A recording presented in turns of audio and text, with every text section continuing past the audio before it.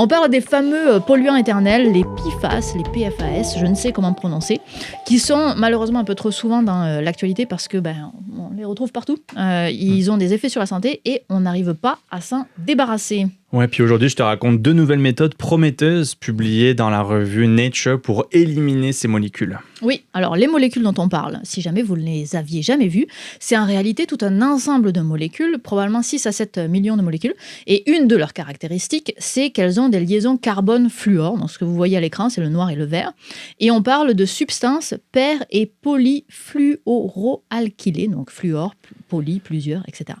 Et ce sont des liaisons qui sont particulièrement stables, et la stabilité en chimie, ça veut dire que c'est dur à défaire, c'est dur à casser, c'est pour ça qu'on appelle ça des polluants éternels. L'atout majeur de ça, c'est les propriétés physico-chimiques qui rendent les produits de consommation très résistants à l'eau, à la graisse, à la chaleur.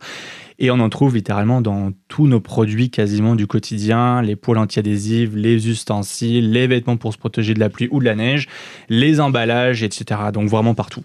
Donc c'est vraiment des molécules qui sont merveilleuses pour notre quotidien, mais il y a un gros point faible, ça contamine notre environnement. On en retrouve dans des endroits très éloignés comme en Antarctique, c'est dire à quel point ça se déplace, aussi dans notre peau, dans notre air et même dans notre sang. Mais on reste optimiste et on garde l'espoir. On a 2 nouvelles études qui sont sorties la même semaine, à la fin du mois dernier, en novembre, dans la revue Nature, et qui ouvrent la voie à une éventuelle destruction de ces composés. Oui, alors les experts parlent vraiment d'une avancée majeure. Ce sont 2 études avec un point commun. Ils utilisent tous les 2 des catalyseurs qui vont venir agir directement sur la liaison dont on parlait tout à l'heure, la liaison carbone-fluor, qui était particulièrement stable. Et c'est celle d'ailleurs qui m'a rappelé, quand j'ai préparé l'émission, mes douloureux cours de chimie organique quand j'étais à la fac. Oh, moi j'aimais bien la chimie orga. Je détestais ça, c'était mon pire cauchemar.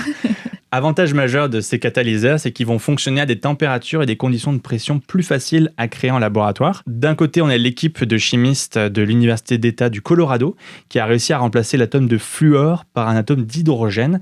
Ça permet de convertir les PFAS en hydrocarbures dont on sait l'utilité et dont on sait quoi faire.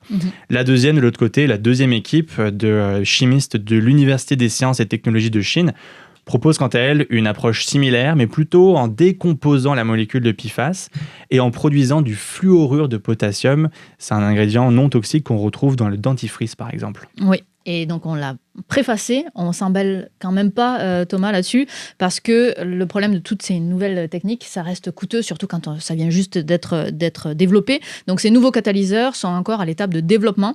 C'est pas prêt à l'emploi, il y a encore du travail, mais c'est un espoir.